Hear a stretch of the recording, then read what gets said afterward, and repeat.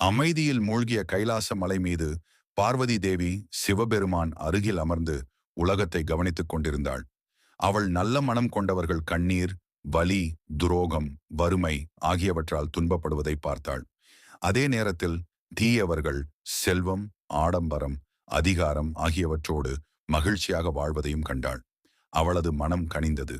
மகாதேவா என்று பார்வதி மெதுவாக கேட்டாள், ஏன் நல்லவர்கள் துன்பப்படுகிறார்கள்? ஏன் கெட்டவர்கள் வாழ்க்கையை அனுபவிப்பது போல தெரிகிறது?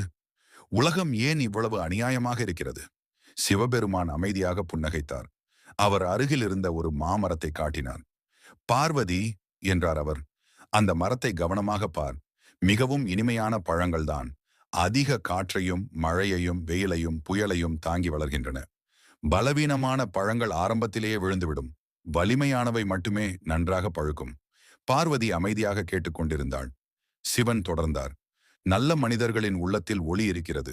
அந்த ஒளி மேலும் பிரகாசிக்க வாழ்க்கை அவர்களை சோதிக்கிறது. துன்பம் அவர்களின் உள்ளத்தை தூய்மைப்படுத்தி ஞானம், கருணை, உண்மை ஆகியவற்றை வளர்க்கிறது. அப்படியானால் தீயவர்கள் என்று அவள் கேட்டாள். அவர்களின் சந்தோஷம் நிரந்தரமல்ல என்றார் சிவன். வெளியில் அவர்கள் தங்கம் அணிந்திருந்தாலும் உள்ளத்தில் இருள் இருக்கும்.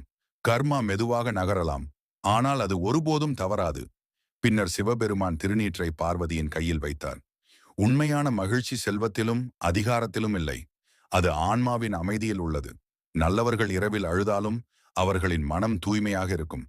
தீயவர்கள் சிரித்தாலும் அவர்களை அமைதியற்ற பயம் உள்ளிருந்து துரத்திக் கொண்டே இருக்கும். பார்வதி மீண்டும் உலகத்தை நோக்கினாள். இந்த முறை அவள் வேறொரு உண்மையை கண்டாள்.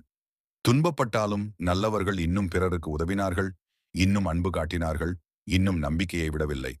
அவளது முகத்தில் மென்மையான புன்னகை மலர்ந்தது. இப்போது புரிகிறது மகாதேவா என்று அவள் மெதுவாக சொன்னாள். நல்லவர்கள் கைவிடப்படவில்லை, அவர்கள் உயர்ந்த ஒன்றிற்காக தயார் செய்யப்படுகிறார்கள். அப்பொழுது கைலாச மலையின் அமைதியில் கூட ஒரு தெய்வீக ஆசீர்வாதத்தின் ஒலி ஒலித்தது.